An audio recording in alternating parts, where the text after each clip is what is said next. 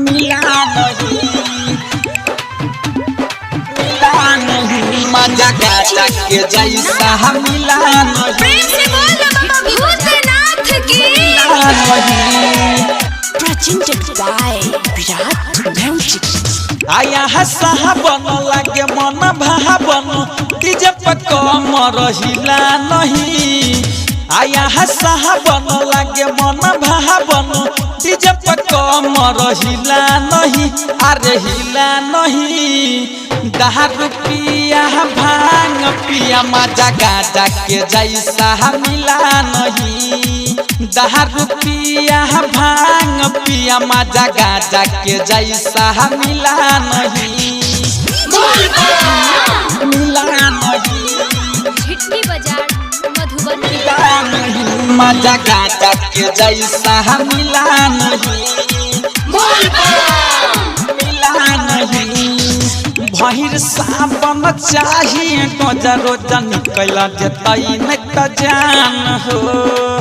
गहल छलिए कि नैला तो बंद चलई दुकान हो।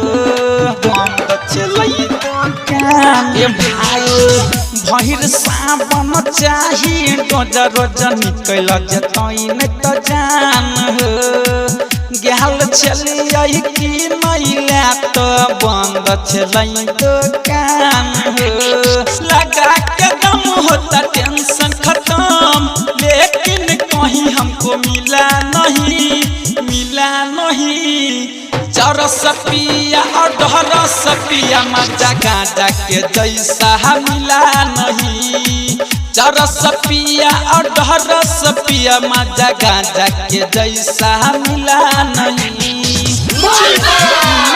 मिला नहीं झिटकी बाजार मधुबनी। मिला नहीं मजा गाजा के जैसा मिला नहीं।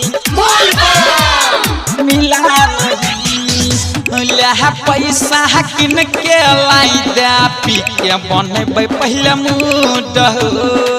नशा में करब ही डांस हम तो देख में लागत गुड हो। देख में लागत गुड हो। लहा पैसा किन के लाई दे पी के बने पहले मूड हो। नशा में करब ही डांस हम तो देख में लागत गुड हो। राइटर कमलेश रंजन राजस को किसी से है अब गिला नहीं। गिला नहीं सिगरेट पिया बीड़ी पिया मजा गाजा के जैसा मिला नहीं। सिगरेट पिया बीड़ी पिया मजा गाजा के जैसा मिला नहीं।